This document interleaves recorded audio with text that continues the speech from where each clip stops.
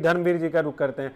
धर्मवीर जी बताइए कि आप समाजवादी पार्टी पे ज़्यादा हमला करते हैं, बीजेपी पे उस तरीके से हमलावर नहीं है, जबकि भाई सरकार में तो बीजेपी है ना, केंद्र में बीजेपी है, राज्य में बीजेपी है, लेकिन आपका जो निशाना है वो सीधे सीधे समाजवादी पार्टी पर है। तो आपको लगता है कि इनसे अगर हम लड़ाई लड़ेंगे तो हमें कोई राजनीतिक फायदा होगा? नहीं, देखिए, हमारे लिए बहुजन समाज पार्टी देश की श्रेजी तीसरे नंबर की बड़ी पार्टी है और समाजवादी एक क्षेत्रीय पार्टी है। हम तो चुनाव पूरी मजबूती से लड़ते हैं, लेकिन जब दूसरी पार्टियां जाति और धर्म की राजनीति करने लगे और ऐसी राजनीति करने लगे कि समाजवादी पार्टी के साथ में इनके परिवार के लोग नहीं है, ये चुनाव हारते हैं और आरोप लगाते हैं ये बहुजन समाज पार्टी पे। ये पहले अपने चिंतन मनन करें, आपस में अपने परिवार में एका करें ये। और अभी जो सज्जन बोल रहे थे 2000 पिछला लोकसभा का चुनाव, तो बहुजन समाज पार्टी ने उससे पहले श्रेजी बाई इलेक्शन हुआ था 3 लोकसभाओं का, जिसमें फूलपुर की सीट थी, गोरखपुर की सीट थी और एक दूसरी सीट, तीसरी सीट थी। तो बहन कुमारी मायावती जी के एक इशारे पर हमने इन बीजेपी के लोगों को धूल चटाने का काम किया था। लेकिन जब लोकसभा में गठबंधन समाजवादी पार्टी से किया आदरणीय बहन कुमारी मायावती जी ने, तब इनका वोट ट्रांसफर नहीं हुआ और आरोप जो है बीएसपी पर लगा दिया।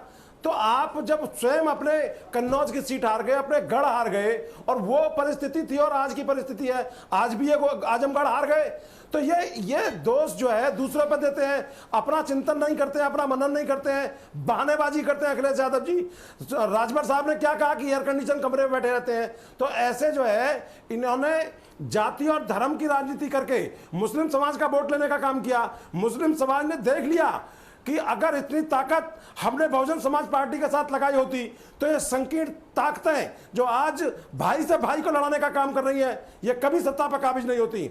और ये मैं आपको फिर दोबारा कह रहा हूं कि बीजेपी को अगर कोई हरा सकता है, खासकर उत्तर प्रदेश में श्रेजी, तो वो सिर्फ बहुजन समाज पार्टी हरा सकती है।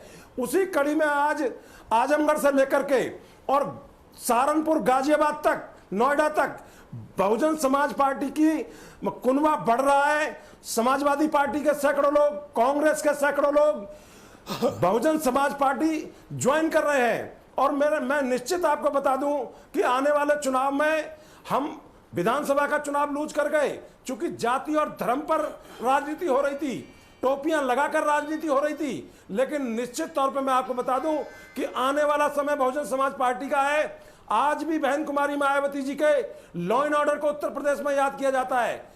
आपने कभी ये नहीं सुना होगा, ये तो जरूर सुना होगा कि ये समाजवादी पार्टी का गुंडा है, ये बीजेपी का गुंडा है, ये गोला का गुंडा है, ये टैनी है, ये कुलदीप सेंगर है, ये गायत्री प्रजापति है। लेकिन ये कभी नहीं सुना होगा कि ये बीएसपी का गुंडा है। बहुजन समाज पार्टी एक संवैधानिक पार्टी है, अनुशासन के दायरे में काम करती है। और जो धर्मवीर जी, मुख्तार अंसारी भी तो आपकी पार्टी में रहे हैं। सब समाज के लिए जो अभियान चलाया था, बहुजन समाज पार्टी उसी को आगे बढ़ाने का काम कर रही है। सर्वजन हिताय सर्वजन सुखाय के नारे के साथ में आदरणीय बहन कुमारी मायावती जी आज भी अडिग हैं। ना हम जाति की राजनीति करते, ना हम धर्म की राजनीति करते। बहुजन समाज नहीं, आपने तमाम माफियाओं के नाम गिनाए। मुझे तो याद पड़ रहा है सुशील जी, मुख्तार अंसारी भी कभी इनके साथ रहे, अफजाल अंसारी, मुख्तार अंसारी, ये भी कभी उनके आपके साथ रहे। ये साधु थे, ये साधु थे। श्रेय जी, अगर कोई व्यक्ति सुधरना चाहता है तो उसे सुधरने का मौका देना चाहिए। अगर वो नहीं सुधरता है तो उसकी जगह जेल की सलाखों के पीछे और पार्टी से बाहर। आदरणीय बहन कुमारी मायावती जी ने अपने शासन में 1 महीने की सरकार हुई थी हमारी, अपने वर्तमान के सांसद को बुला करके अपने निवास पर गिरफ्तार करा के जेल भिजवाने का काम किया था। ऐसा उदाहरण इस भारत के लोकतंत्र में अगर कोई दूसरा हो तो आप मुझे बता दीजिए। तो उनको